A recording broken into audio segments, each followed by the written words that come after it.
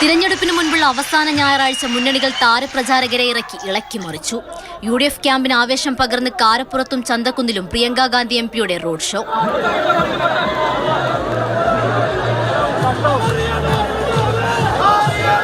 കോരിച്ചൊരിയുന്ന മഴയത്തും ആവേശം ഉച്ചസ്ഥായിയിൽ. സ്ഥാനാർത്ഥി ആര്യാടൻ ഷൗക്കത്തിനും മറ്റു UDF നേതാക്കൾക്കുമൊപ്പം തുറന്ന വാഹനത്തിൽ നീങ്ങിയ പ്രിയങ്കയെ കാണാൻ വൻ ജനാവലിയെത്തി.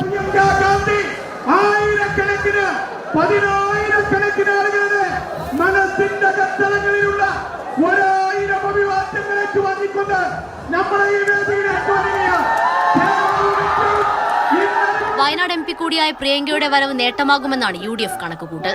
സംസ്ഥാന സർക്കാരിനെയും LDF-നെയും വിമർശിച്ച പ്രിയങ്ക കേരളത്തിൽ മാറ്റമുണ്ടാകുന്നതിന്റെ ആദ്യ പടിയായി ആര്യാടൻ ഷൗക്കത്തിനെ വിജയിപ്പിക്കണമെന്ന് അഭ്യർത്ഥിച്ചു. വണ്ടൂരിൽ വന്യജീവി ആക്രമണത്തിൽ കൊല്ലപ്പെട്ട ഗഫൂറിന്റെ വീട്ടിലും പ്രിയങ്ക എത്തി.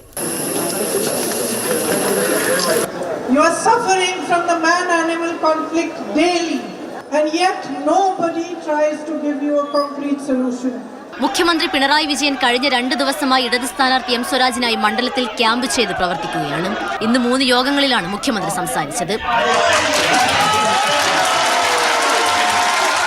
വന്യജീവി ആക്രമണങ്ങളിൽ കേന്ദ്രത്തെ പഴിച്ചായിരുന്നു മുഖ്യമന്ത്രിയുടെ പ്രസംഗം. മനുഷ്യന് വലിയ ദ്രോഹം ചെയ്യുന്ന ജീവികളെ ക്ഷുദ്രജീവികളായി പ്രഖ്യാപിക്കാനും നടപടികൾ സ്വീകരിക്കാനും കഴിയണമെന്ന് പറയുമ്പോൾ അതിനും പറ്റില്ല. എന്താണ് അങ്ങനെ ഒരു നിലപാട് വരുന്നത്? വെൽഫെയർ പാർട്ടി UDF-ന് പിന്തുണ നൽകിയ നടപടി ചർച്ചയാക്കിയുള്ള പ്രചാരണമാണ് ഇടത് ക്യാമ്പ് അവസാന ലാപ്പിൽ നടത്തുന്നത്. മുഖ്യമന്ത്രിയുടെ യോഗങ്ങളിലും വൻ പ്രവർത്തക പങ്കാളിത്തമായിരുന്നു. ജമാഅത്തെ ഇസ്ലാമിയെ ഒരു ഘട്ടത്തിലും നമ്മുടെ നാട് അംഗീകരിച്ചിട്ടില്ല. ഒരു മുസ്ലിം സംഘടന എന്ന നിലക്ക് മുസ്ലിം ബഹുജനങ്ങളും അംഗീകരിച്ചിട്ടില്ല. തൃണമൂൽ MP യൂസഫ് പത്താൻ അൻവറിനായി പ്രചാരണത്തിനെത്തി. കിലോമീറ്ററുകൾ നീണ്ട റോഡ് ഷോയാണ് സംഘടിപ്പിച്ചത്.